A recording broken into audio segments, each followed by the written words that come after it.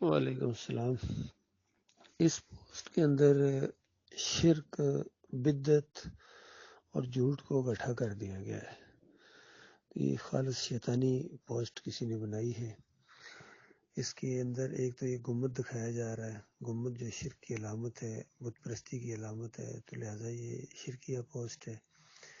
پھر اس کے اندر جمعہ مبارک اس طریقے سے کہا گیا ہے۔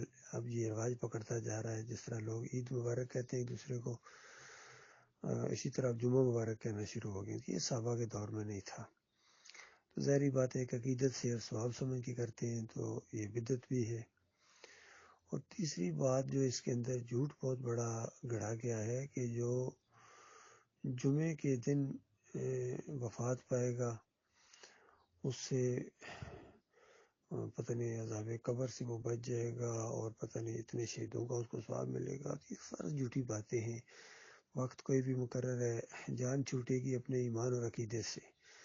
باقی اس طرح کی باتیں کہ جو رمضان میں مر جائے گا، جو جمعہ والے دن مر جائے گا، اس کے ساتھ یہ معاملہ کیا جائے گا، تو یہ اپنی طرف سے انہوں نے باتیں کہی ہیں۔ یہ بات ضرور ہے، ایمان عقیدہ اگر آپ کا درست ہوگا تو خاتمے کے اوپر، اعمال کا جو خاتمہ ہوتا ہے اس کے اوپر معاملہ ہوتا ہے۔ تو ظاہری بات ہے کہ مومن ہے، مخلص مومن ہے، ہر شرک سے اس نے جان چھڑا لی ہے، تو رمضان میں اس کا ایمان بڑا ہوا ہوتا ہے، اللہ کے ساتھ تعلق مضبوط ہوتا ہے، اور گناہ معاف کروا چکا ہوتا ہے، تو وہ استغفار کی وجہ سے تو اس میں وہ اگر فوت ہو جاتا ہے تو اس کو فائدہ ہوگا یقیناً۔ اسی طریقے سے جمعے والے دن ایمان بڑا ہوا ہوتا ہے، جمعے سے جمعے کے دوران نبی علیہ السلام نے فرمایا کہ گناہ معاف کر دیے جاتے ہیں۔ یہ ساری باتیں مخلص مومنوں کے ساتھ ہیں، اور یہ خود بخود ہوتا ہے۔ یہ صرف جمعے کے دن مرنے کی وجہ سے نہیں ہوتا ہے، بلکہ ایمان کی وجہ سے یہ فائدہ اس کو حاصل ہوگا، جس کسی کو بھی ہوگا کہ جمعے کے دن اگر وہ توبہ استغفار زیادہ کرتا ہے اور اللہ کی رضا حاصل کرنے کے لیے غسل کرتا ہے، اور اس کے بعد جمعہ پڑھنے جاتا ہے، مومنوں کے ساتھ ملاقات کرتا ہے، کسی کو تکلیف نہیں دیتا ہے، تو یہ ساری چیزیں اس کے لیے فائدہ مند ہوں گی۔ تو یہ مخلص مومنوں کے لیے ہے۔ باقی آج یہ بریلوی بن گئے، کوئی دیوبندی بن گیا، کوئی اہل حدیث بن گیا، کوئی سلفی ہے، کوئی ایک بھی ایسا نہیں ہے کہ جن کے عقیدے کے اندر شرک نہ ہو۔ سب شرک کے اندر مبتلا ہو گئے، کوئی تھوڑا کوئی زیادہ۔ بریلویوں کے پاس جاؤ تو کہتے ہیں دم دم پڑھو حضرت بھی ہیں موجود، دم دم پڑھو درود حضرت بھی ہیں موجود، ہر جگہ حاضر ناظر ہیں، پکارو یا رسول اللہ۔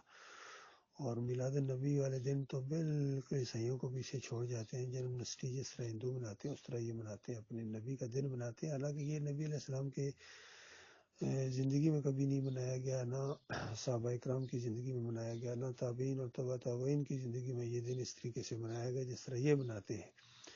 جب قومیں گمراہ ہو جاتی ہیں، مشرک بن جاتے ہیں، پھر ان کے اندر یہ طریقے رائج ہو جاتے ہیں۔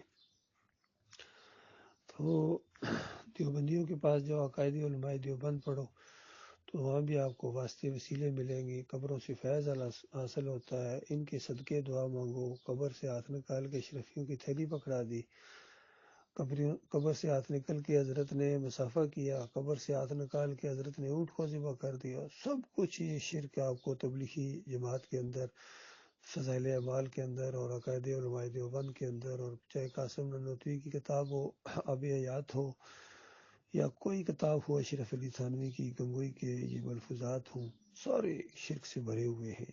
کوئی شرکیہ کہانیاں، جھوٹے قصے، انہوں نے دماغ خراب کر دیا عوام کا۔ اور بڑے بڑے باصلاحیت لوگ سے جو دین کا کام کرنا بھی چاہتے تھے، لیکن ان کے بھی عقیدے خراب کر دیے انہوں نے، جس طرح جنید جمشید کی طرح یا سعید انور کی طرح کرکٹر کچھ تھے جو آئے ہیں تبلیغ کے اندر، تو پہلے اگر ان کا عقیدہ کم مشرکانہ تھا تو زیادہ مشرکانہ بنا دیا۔ یہ حال ہے ان کا۔ پھر اہل حدیثوں کے پاس جاؤ، کہتے ہیں مردے سنتے ہیں، دیکھتے ہیں، پہچانتے ہیں۔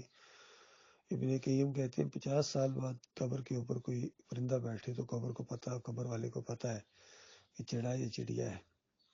اسی طرح احمد بن حنبل کے ذریعے قبر پرستی کا شرک ان کے اندر آیا ہے، اور فی القبر کا عقیدہ۔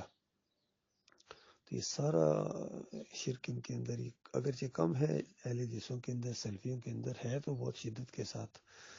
پھر یہ ایک نیا شوشہ چھوڑا ہے محمد حنیف نے دعوت القرآن کے اندر، سجدہ تعظیمی کا شرک لے کے آئے. قوم پہلے ہی مشرک ہے. ان کو اور تھپکیاں دیتے ہیں کہ یہ نبی اگر نبی کو سجدہ کرے، یعنی نیک لوگوں کو سجدہ کرنا یہ اللہ کی رضا کے مطابق ہوتا ہے، اور اللہ کا حکم تھا، اللہ کی منشا تھی، مشیت تھی اللہ کی. اس طرح کی جھوٹی باتیں پھیلا کے، جھوٹ پھیلا کے اس نے اپنی تفسیر کے اندر یہ کفر و شرک کر کے مومنوں کی جماعت کو مشرک بنا دیا. سب لگے ہوئے ہیں، ایک سے ایک کٹا مشرک ہے، جو پہلے شرک کراتے ہیں پھر کہتے ہیں کہ سچوں کا ساتھ دو، یہ عمرہ کرو، حج کرو، حج کے عمرہ حج کے کتابچے بانٹتے ہیں حجی کیمپوں کے اندر جا کے، حج کرو حجیو، اور عقیدہ یہ رکھو گے یوسف علیہ السلام کو سجدہ ہوا تھا.